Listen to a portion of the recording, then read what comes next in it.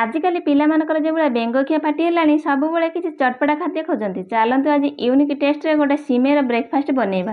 ସେଥିପାଇଁ ପ୍ରଥମେ ସିମେଇ ସହ ସୁଜିକୁ ଟିକେ ଭାଜି ନେବା। ତାକୁ ଗୋଟେ ପାତ୍ରକୁ ଟ୍ରାନ୍ସଫର କରିସାରିବା ପରେ ସେଥିରେ କିଛି ଫ୍ରେଶ୍ ଦହି ସହ ପାଣି ଦେଇ ଗୋଳେଇକି 10 ମିନିଟ୍ କଭର ଦେଇ ରଖିନେବା। 10 ମିନିଟ୍ ପରେ ଆମେ ସେଥିରେ ଗୋଟେ ଚାମଚ ଜିରା ଗୁଣ୍ଡ, କଟା କଞ୍ଚା ଲଙ୍କା, କଟା ପିଆଜ, କଟା ଗାଜର ସହ କିଛି ଭୃଷଙ୍ଗ ପତ୍ରକୁ ଦେଇ ବଢ଼ିଆସେ ଗୋଳେଇ ନେବା। ତାକୁ ଟିକେ ବାଇଣ୍ଡିଂ କରିବା ପାଇଁ ସେଥିରେ ଆମେ ଚାଉଳ ଚୁନା କିମ୍ବା ଅଟା ଚୁନା ମଧ୍ୟ ଆଡ଼୍ କରିପାରିବେ। ତା ସହ ସ୍ୱାଦ ଅନୁସାରେ ଲୁଣକୁ ଦେଇ ତାକୁ ମଧ୍ୟ ବଢ଼ିଆସେ ଗୋଳେଇ ନେବା। ଦରକାର ପଡ଼ିଲେ ଆମେ ସେଥିରେ କିଛି ମଧ୍ୟ ପାଣି ଆଡ଼୍ କରିପାରିବା। ତାପରେ ଆଗରୁ ଭାଜି ଦେଇଥିବା କିଛି ସିମେଇକୁ ତାୱାରେ ତେଲ ଦେଇଦେଲା ପରେ ଆମେ ସେ ତଳପଟ ସାଇଡ଼୍ରେ ସ୍ପ୍ରିଙ୍କଲ୍ କରିନେବା।